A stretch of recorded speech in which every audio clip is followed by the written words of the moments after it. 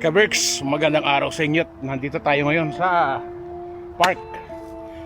Tayo magluluto-luto ng konti dito. Kasama natin si Epipanyo at ang kanyang pamilya. Siyempre, ang star, si Tala. Tala. Busy si Tala. At dito natin naisip na malapit lang sa may river. As in, dito lang tayo magluluto, mag-iihaw-ihaw. At ito lang yung river. Katabi lang natin. Kung tahimik ka at di ka magsasalita rito, maririnig mo talaga yung lagaslas ng tubig dito eh. O di ba? Yung sasakyan naririnig natin kasi katabi lang rin ng highway ito eh. Labas na natin itong mga gamit natin. Tatawa na kami ni Ipe kasi dahil naming bitbit. Ngayong hapon lang kami mag-iihaw pero yung bitbit namin good for 1 week.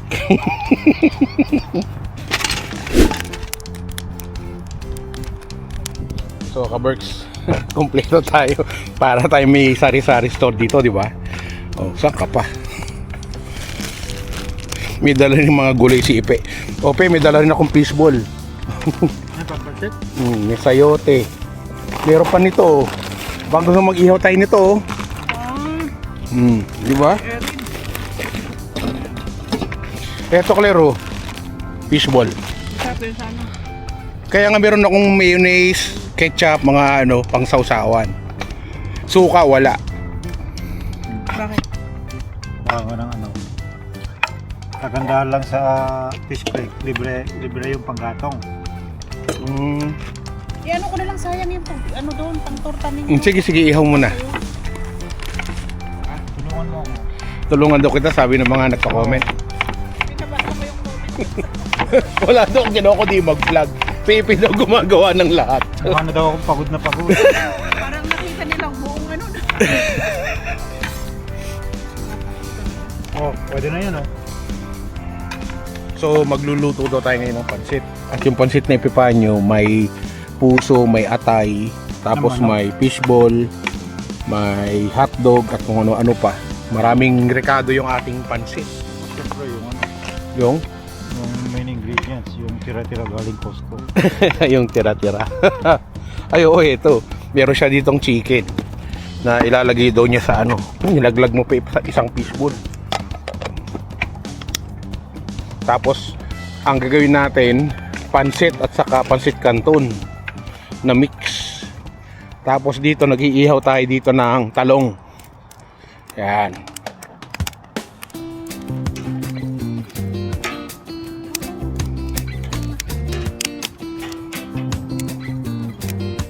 Meron tayo ditong octopus salad.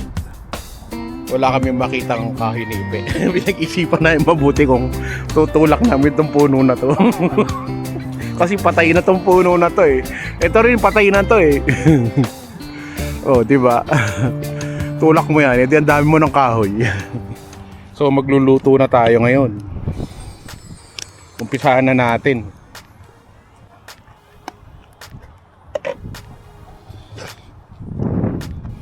Dito pag magluluto ka sa camping o mga picnic, walang arte-arte, diretso mo na yan lahat. Pagpag mo na yan lahat dyan. Hindi man lang tumulog.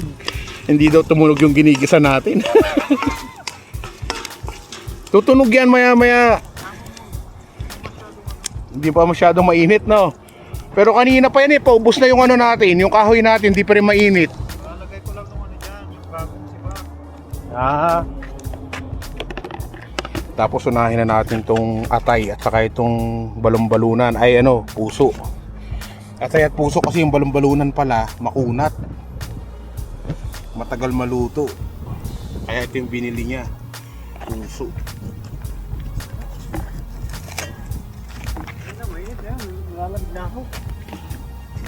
Puso saka atay. Pagsabayin na natin to, no? Oh, halo-halo lang din naman sa yan, sa tiyan. Sa tiyan, no? Halo-halo rin naman yung Kunin ko na to para wala tayong kalat. May Diretso ko na ito tapos ito. Oh, pwede. Oo nga, pwede. Oh, kahit malakas yung apoy, ayaw talagang ayaw mag-ingay nitong niluluto natin eh. Dito sa kabilang side, lakas ng apoy. Pagdating dito, wala. Wala. Kasi nahihipa ng hangin eh. Oh, lagay na natin ngayon tong atay saka tong puso.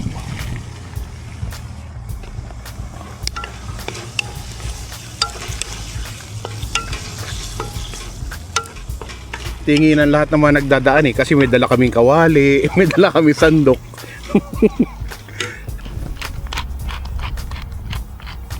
Ayos, may salad pa kami oh. Octopus salad mga kaberks. Ayos. Parang hindi makita yung octopus. Sobrang dami. Hindi, ano lang yan. Yung kulay ng octopus saka yung radish magkapareho. Nag-ano lang, nag-blend lang sila kaya mukhang kukunti lang, no? Oh. Oh, style mo bulok.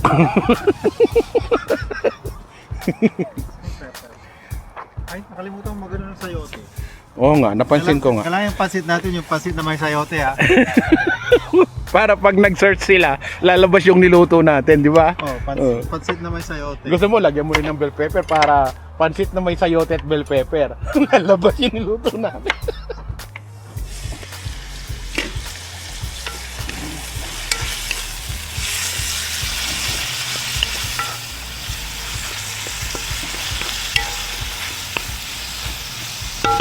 Bango. Tapos lagay na naman natin tong fishball at saka tong sausage. Takpan mo ulit. Habang niluluto natin itong pancit, may stick naman si Epifanio dito, naka-season na. Ano, hindi pa makukulo yan? Ang tagal eh, ayaw maluto. Sige, gawin na Magicin mo nga Ipe. Pang probinsyang ano, tirada. Lutong probinsya. Oo. Oh, paano? Yan, tingnan mo. Ah. Sisling agad yan, oh.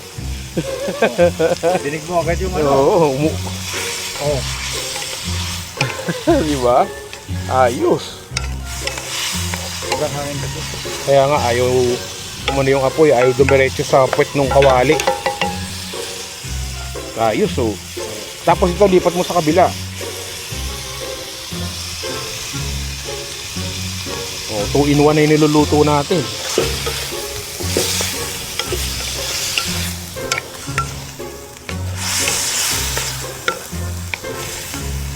Ito na. Sarap ng pansit natin yan. Hindi kaya mabasag yung takip niyan ga, hindi kasya. Hindi pwede. Oh, basag. Yan. Tikman natin kung Oh, lasa yan, oh, nito. octopus yan, oh. Kita mo naman. Sarap yan. Sarap. Kulang na lang sili. Sarap. Okay na. Ang daming sahog ng pansit natin. Pansit ba talaga yung lulutuin natin o hinalong karne? Puro karne.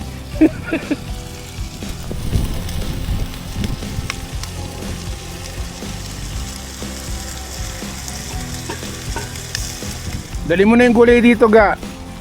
Para maihalo na natin yan dito sa ating pansit. Hagis mo na lahat dyan. Sige, pagsabay-sabayin mo na lahat yan. Yan na yung gulay natin. Hindi, meron pa. Ano, cabbage. Diyos ko, ang init itong takip. Diyan ka muna.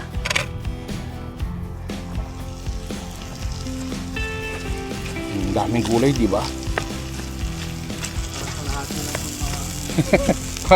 Kukunti lang yung pansit natin. Ito yung ano, ito yung literal na gulay at karne na may halong konting pansit. No sir, that's very far. Show them the food that we are cooking here. So si Erin yung camera girl natin ngayon. Be careful, okay?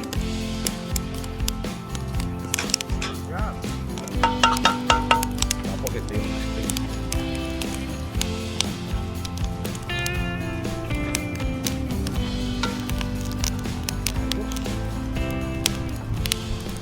Thank you.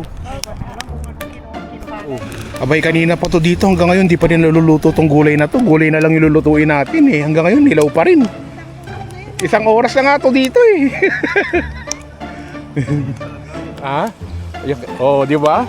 Madalian na, pinakulunan ni Ipi yung ano, yung pangsabaw natin doon sa ibang kalan para kumukulo ka agad. Oh, ayos. Marami. Marami, maski sa sasakyan, marami. Itong gamitin nating soy sauce ga, walang lemon to eh. Yung sa akin meron eh. Ayoko ng maasim na pansit. Ano yan? Maganda yan kasi. Saka maganda yung ano, yung maitim na pansit, yung dark soy sauce. Dapat hindi ganyan. Ako sinabi, put that. Ah, you have to put that and you put dit. Tira ulo ka talaga. So ginamitan na naman ni Epipanyo ng konting magic yung ating pansit.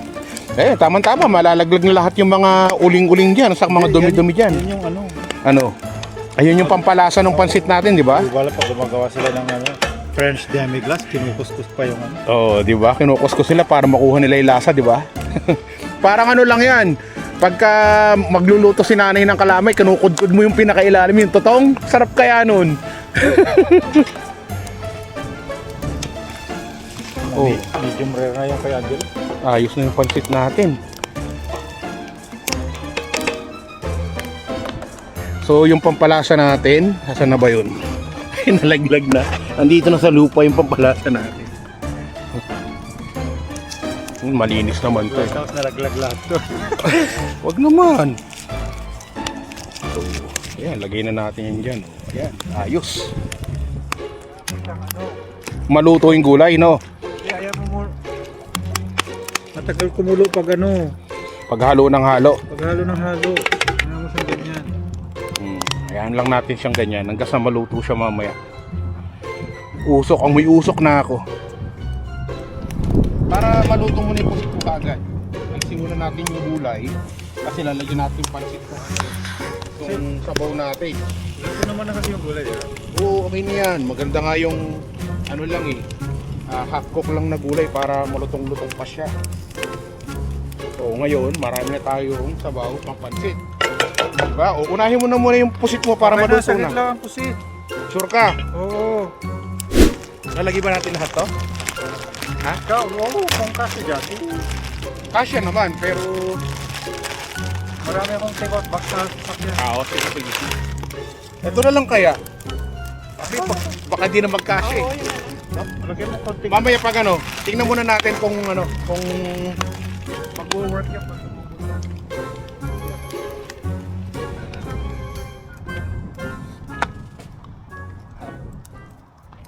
Snack. snack daw. Saka naman nakakita, snack ano pa, New York strip pa yung ginagamit niya.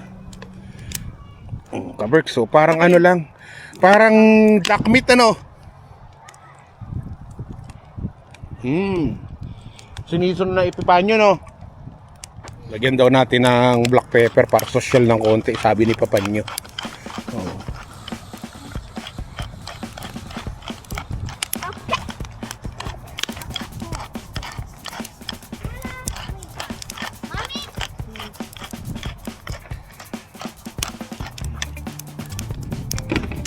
Luto na yan maya-maya. Konting-konti na lang, malapit na tayong kumain. Isang oras pa. Isang oras pa. Dahil ano daw nagustuhan daw ni Claire yung ano. Yung niluto mong pusit nung nakaraan. Oo, kaya take. Ngayon gusto mo hiliwa na yung pusit, ready na. Ready na, para wala nang ano. Para hindi na hiwain, no?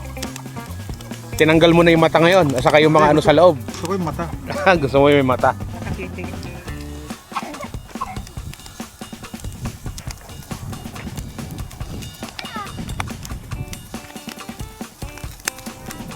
Oh, tingnan mo nga kung okay na yung pansit natin. Titignan ko lang. Oo, tignan mo lang. Uy, uusok, nakasunod sa atin eh. Okay na yan, lagay ko na sa Sige, lagay mo na lahat yung mga gulay na yan. Ayun, haluin mo na lang sa langis eh. Okay na yan. Yun. Oh. Alisin na natin yung kawali dito. Kunwari, balikan mo na lang. Nak, buhatin mo nga itong kawali. Nak, lagay mo na doon sa lamesa. Si Angelo na, mabigat yan. Mabigat. Mahilig si Isa. Ay, hindi.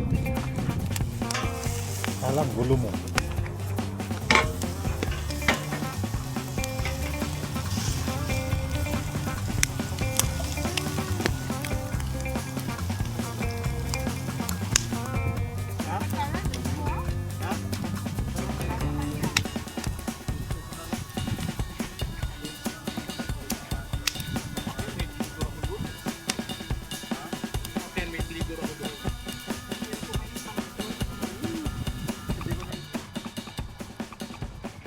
tayo, ka-Berks.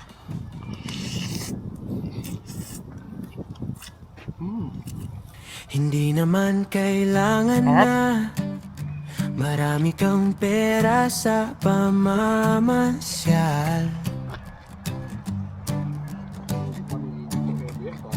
Hindi naman kailangan na mamahalin ang kakainan na restaurant.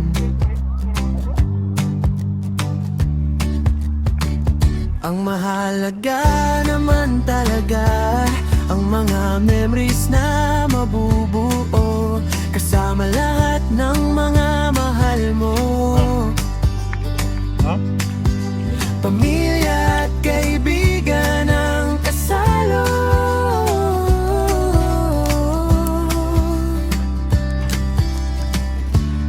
Eto, Klero. E ano kung kulang sa salapi? Basta ba sobra sa pagmamahal?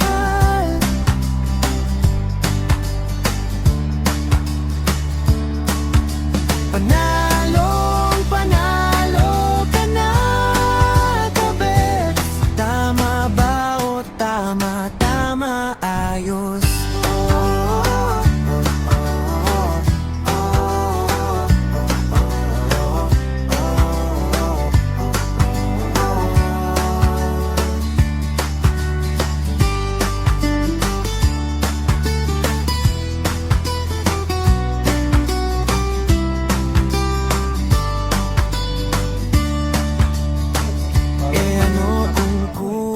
Sa salapi, basta ba sobra sa pagmamahal? Ito sinasabi ko kung may upuan ka rito, no? Panalo, panalo ka na, talo. Tanda ba o kama, tama, ayos? So mga ka-Berks, tapos na yung ating dinner na akala ko merienda namin. After lunch, inabot na ng dinner sa tagal ng pansit. Palubog na ngayong araw maya-maya, oh. Diba? Ang ganda ng view rito.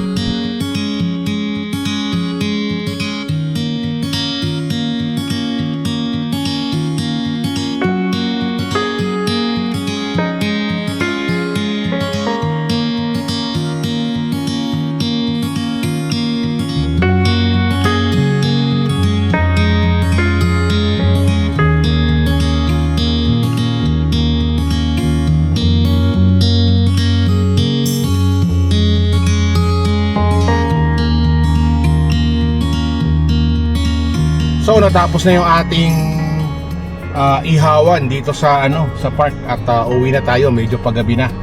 Si Angelo naglakad na lang pauwi, gusto niya maglakad-lakad daw. At sila Ipe, ayan na sila Ipe, pauwi na.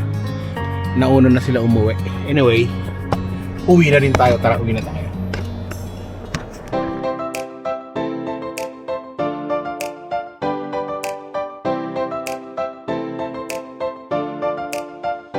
Ano man ang hamon ng buhay, palagi ka lang sumabay.